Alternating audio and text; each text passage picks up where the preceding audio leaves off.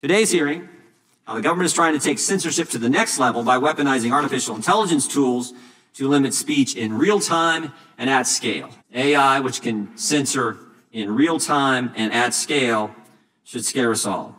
The pattern we've seen emerging is deeply troubling, but for the work of this committee, we have never known about all the censorship going on, and now we're concerned, obviously, about how artificial intelligence can use these tools, develop these tools to censor and restrict American speech. You know what? One has a sense that all of this exercise is about projection. And the definition of projection is when an individual or individuals unconsciously or consciously project their thoughts, feelings, or behaviors onto someone else. When we talk about weaponization, like Ambassador Eisen said, we are concerned. But my friends on the other side of the aisle want to persuade the public that the weaponization to worry about is the one that doesn't exist. And hopefully you will not pay attention to the real threat Ambassador Eisen and others have in fact described. If you pay close enough attention to political speak, you can identify many tactics and strategies that elected leaders use to push their politics without damaging themselves. The problem with House Republicans' sudden concern with a two-tier justice system and a supposed weaponization against them is that they've openly bathed in exactly what they're now falsely complaining about. I'll let Representative Connolly elaborate. There's a monstrous effort going on as we speak to structure a second term for Donald J. Trump.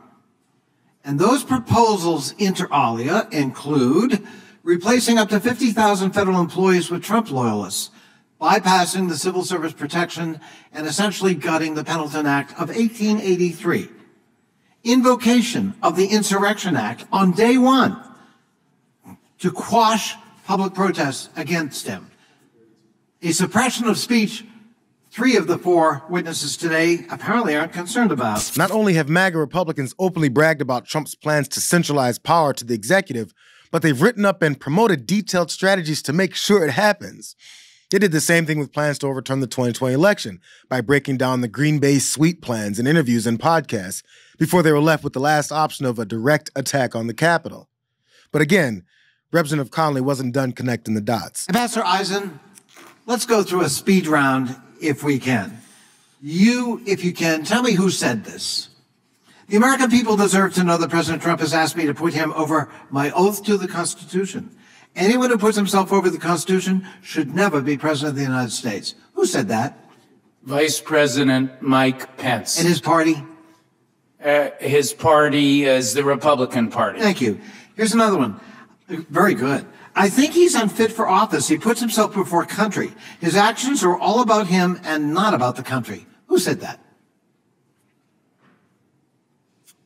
Okay. Hold on, Mr. Connolly. Hurry up. Chairman Trump's defense secretary, Excellent. Mr. Esper. You are good. You are good.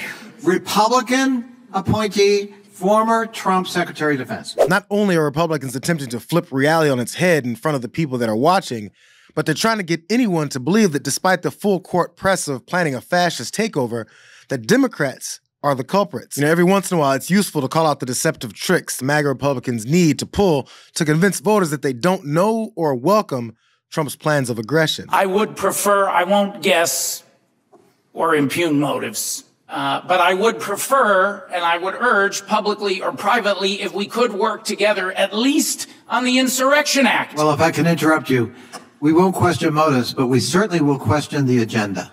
And that's why I began with the definition of the word projection. I yield back.